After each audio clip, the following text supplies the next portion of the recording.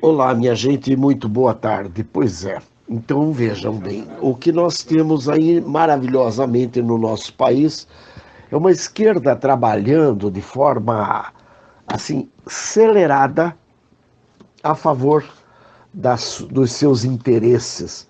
Agora estão com um trabalho aí magnífico, onde eles se deram ao trabalho de colocar uma igreja evangélica ou fundar uma igreja evangélica, não sei bem o que eles fizeram, a fim de poder garantir ao povo cristão que Cristo veio para inspirar ou para endossar tudo aquilo que foi inspirado pelo PT ou apoiado pelo PT.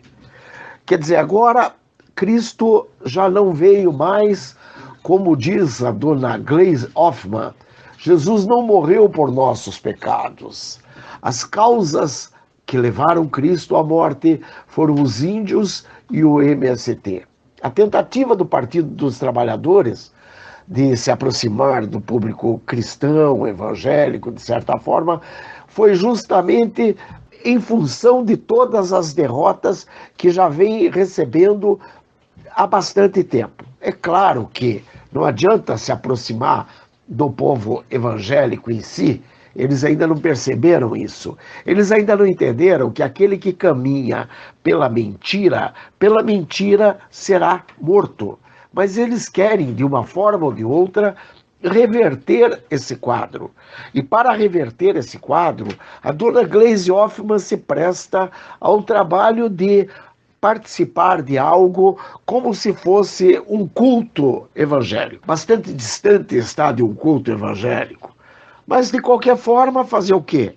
Tem cultos evangélicos para todos os gostos. Aquele, por exemplo, que a Gleisi Hoffmann, a Benedita da Silva e outras figurinhas premiadas estavam participando, era um culto onde o pastor resolveu fazer uma oração lida, uma oração que ele leu. Não era uma oração espontânea, foi uma oração que alguém entregou para ele, leia isto. E ele leu. Eu não sei se aquilo era pastor, mas de qualquer forma fico preocupado, porque se for um pastor, seja ele qual for, seja ele de que denominação for, isso mostra que realmente ainda existem igrejas evangélicas que estão bem longe da verdade. Veja bem, uma igreja que se preste a fazer um culto cantando um Lula livre logo de cara, demonstra claramente que está a favor de bandido, de criminoso, de ladrão, de corrupto, ou seja, exatamente aquilo pelo que Jesus não defendeu. Não foi exatamente isso que Jesus veio defender. O que Jesus veio defender era outra coisa totalmente diferente.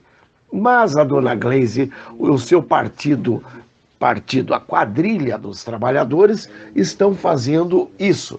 E estão querendo mostrar, como ela diz no seu próprio texto, a ressurreição está nos que lutam por índios sem terras, pobres trabalhadores, as verdadeiras causas do Cristo ressuscitado. Quer dizer, Cristo não veio para mostrar para nós o nosso erro, para nos fazer crer que somos pecadores e que, portanto, estamos destituídos da eterna e misericordiosa graça. Não, ele veio para que, dessa forma, endossasse aquelas pautas do PT e das quadrilhas de esquerda. Veja bem, não dá para esquecer que o objetivo dessa militância da esquerdopatia é justamente negar que a vida e o ministério de Jesus e a sua morte na cruz tenham ocorrido pelo propósito de reconciliar o homem com Deus através da expiação dos pecados. Essa é uma das evidências de que, para a militância da esquerda, tudo deve ser usado em prol da sua causa política. Então, para a sua causa política, eles não pensam duas vezes. Eles simplesmente trabalham contra tudo e contra todos. Eles só querem saber daquilo que interessa a eles efetivamente. Ou seja, Jesus não morreu pelos nossos pecados, e sim por enfrentar o sistema, né? Gleisi Hoffmann, inclusive, usou uma frase do texto de Maggi. Os evangelhos são claríssimos. Jesus morreu porque confrontou o templo, um sistema de dominação e exploração dos pobres. Eu quero lembrar aqui que esse é um ponto bastante interessante da pregação, porque Jesus, naquele momento que ele é entregue, Pilatos, antes de lavar as mãos, ele pergunta, né, a quem que eles queriam, se a Jesus ou Barrabás. Mas como Barrabás era ladrão, mentiroso, safado, criminoso, enfim, tudo aquilo que não prestava, eles preferiram Barrabás. Por quê?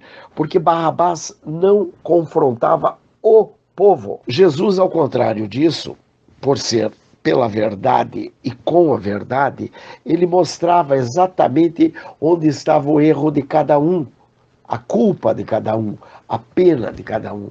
E, portanto, dessa forma fica muito clara que o interesse naquele momento era entre Jesus e Barrabás, era por Barrabás, justamente porque Barrabás mentia, porque Barrabás falava aquilo que o povo queria ouvir. Então, ao contrário do que ela pensa aqui, que ele morreu porque confrontou o templo, veja bem, o templo, na verdade, ele continuava de qualquer jeito, não estava sofrendo perseguição alguma. Jesus entrou lá e açoitou os vendilhões, mas foi somente isso.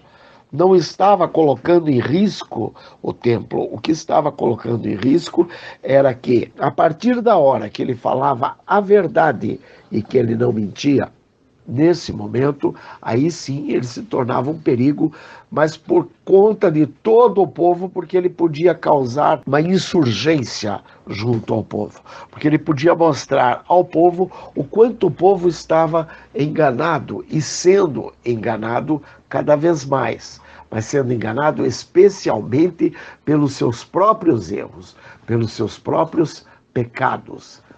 Quer dizer, não é uma situação de que Jesus tenha sido morto por conta do poder. Não era necessariamente o poder. O poder era apenas mais um que ajudou aquela situação. Como diz aqui o Maggi, de novo, através do qual a Gleisi se manifesta. A morte de Jesus não se deve apenas a um problema teológico, mas econômico. O Cristo não era um perigo para a teologia. No judaísmo havia muitas correntes espirituais que competiam entre si, mas que eram toleradas pelas autoridades. Mas para a economia, o crime pelo qual Jesus foi eliminado foi ter apresentado um Deus completamente diferente daquele imposto pelos líderes religiosos. Um pai que nunca pede a seus filhos, mas que sempre dá. Alega Maggi. E veja só, aqui ele chega mais próximo do que realmente seria, porque Deus, ele não pede nada para nós. Realmente ele não pede nada para nós. Ele quer apenas que nós nos entreguemos totalmente a ele. Mas ele não quer o teu dinheiro, ele não quer nada de você. Aliás, ele não precisa, inclusive, do teu trabalho.